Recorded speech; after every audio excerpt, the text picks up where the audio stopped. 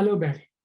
The highlight of Monday's City Council meeting was a presentation on the housing crisis by Dr. Mike Moffett. He's a senior director of Smart Prosperity Institute and an assistant professor at Ivy Business School. But before we get to that, let's talk about other business the City Council had in front of it. The meeting started with Mayor Jeff Lehman remembering the contribution of Al McNair.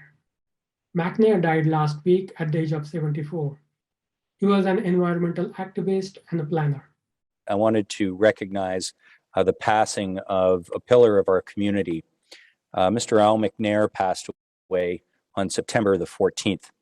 Al had a number of roles in our community and indeed in support of what we do here at the city.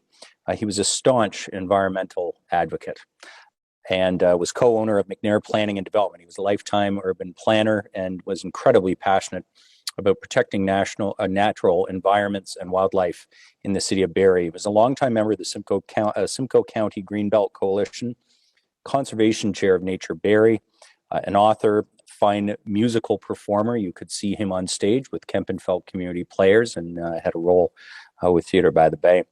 Al was instrumental in a multitude of projects over the years for the city and was a knowledgeable resource as a member of the Environmental Advisory Committee for 8 years and most recently a member of the Active Transportation and Sustainability Advisory Committee. His favorite song was Big Yellow Taxi, and one of those lines is, "You don't know what you got till it's gone." I expect we are not going to realize just how big this man's contribution was to our city until now that he's gone. We will surely miss him. And thank you to Al in memoriam for all of your service to the city of Barrie. As Mayor mentioned, Al McNair was a member of Simcoe County Greenbelt Coalition. Next week, I'm going to talk to its executive director, Margaret Prophet. So watch out for that interview. During an emergency deputation, Barrie resident Kathy Colbach made a passionate speech in support of restoration and donation of historic train engine 1531.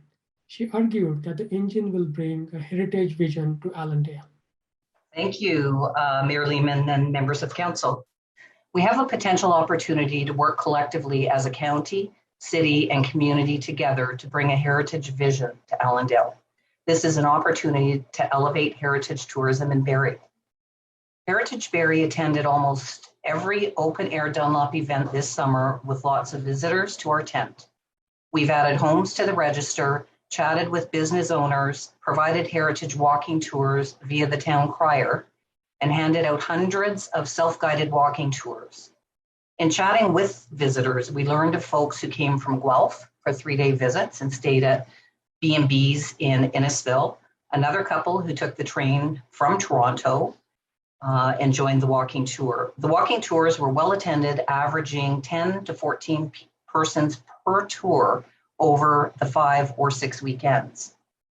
Pre-COVID, during our last Celebrate Barrie event, which seems like forever, I think that was in 2019, on the Allendale Neighborhood Association table, we had a Bring Back Engine 1531 petition on our table and quickly had over 300 signatures.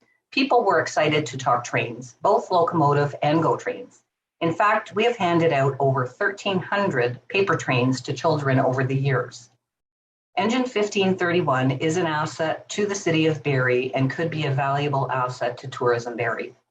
We have many schools, some of whom are within walking distance to where the potential train could go in Allendale, as well as the many visitors to our city along the waterfront. Imagine for a moment the number of residents alone who would come to visit. Another draw to our beautiful city. The first train arrived from Toronto to Allendale in 1850. It was the main reason for the growth of Allendale and Barrie area. Let's not forget the history of Allendale and the importance of the first rail to come from Toronto to Allendale circa 1850. In fact, it built our neighborhood. The historic train station has been designated by our council and province. Our waterfront area in Allendale was the original resting place for locomotives of the day. We also have the bronze bust of Frederick Cumberland near the South Shore Community Centre, erected by the men of the Northern and Northwestern Railway, 1881. So we really do have the ability to create a heritage landmark area or conservation district. Don't forget our other landmark buildings in this area. The farmhouse, which is the YMCA circa 1907, where the railway workers stayed. Number 4 Essa Road, circa 1896, which was the former Fisher Brothers Brewery, for those who don't know. Later was Doc Patterson's Pharmacy. 8 Essa Road, Webb's Jeweler. Wesley Webb provided watch inspection for the railway workers, and the South Shore Center, as it was the master mechanic's office. Allendale has also become a major transportation and mobility hub. GO Metrolinx, Ferry Transit, and other bus lines are serviced through this area. All great opportunities for heritage tourism. But we should also not forget role played by trains in colonial expansion and looting of natural resources all around the world. In the beginning of the meeting, Mayor Lehman read the land acknowledgement. We acknowledge that this meeting is taking place in the traditional land of the Anishinaabe people. The Anishinaabe include the Odawa, Ojibwe, and Potawatomi nations, collectively known as the Three Fires Confederacy. We're dedicated to honoring Indigenous history and culture and committed to moving forward in the spirit of reconciliation and respect with all First Nations, Métis, and Inuit people. So as part of restoration of historic train engine, is Barrie going to reach out to Indigenous people to understand their side of the story? Barrie Community Media will follow the story further and bring you updates. The council also approved the list of applications for cancellation reduction and addition to taxes in the amount of nearly $100,000. Barrie has provided a letter of support for the Mars Smart City Centers application to the FCM Green Municipal Fund. Mars will undertake a feasibility study to apply for a municipal infrastructure investment fund. Mayor talked briefly about the fund, but in coming weeks, we will bring you more details. If Mars is successful, then Barrie might participate in this through a pilot program.